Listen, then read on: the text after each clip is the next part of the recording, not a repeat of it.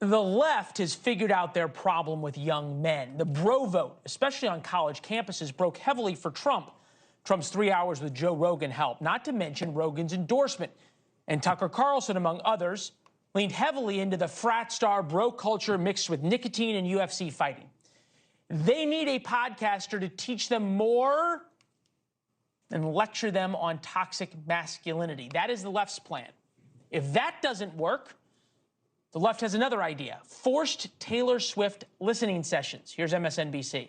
What they have done in their online media ecosystem is build a radicalization engine, literally the way militant groups do around the world, that takes people from relatively low-level annoyances with the world. Why are eggs so expensive? Why is my kid learning this new thing in American history in school that I didn't learn? There is nothing like it on the pro-democracy side. We don't have when a man is just lost and lonely and not yet radicalized, we don't have the equivalent of Joe Rogan and Jordan Peterson to move that man in a feminist direction.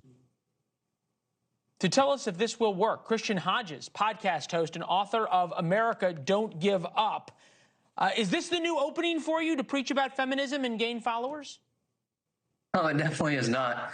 Thanks for having me, Leland.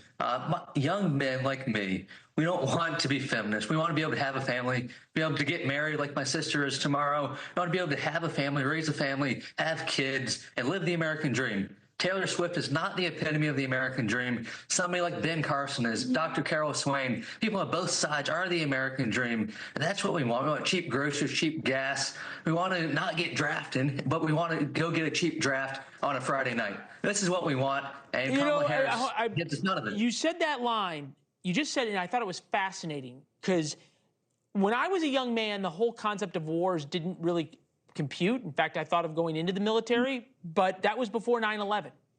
And I'm wondering, when you said not get drafted, is that a huge part of this conversation?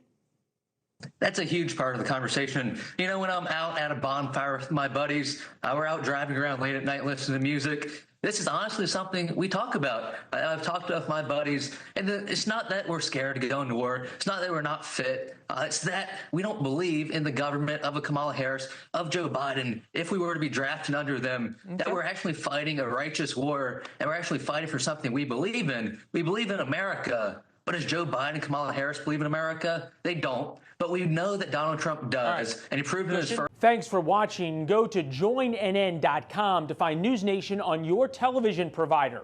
And don't forget to click the red subscribe button below to get more of NewsNation's fact-driven, unbiased coverage.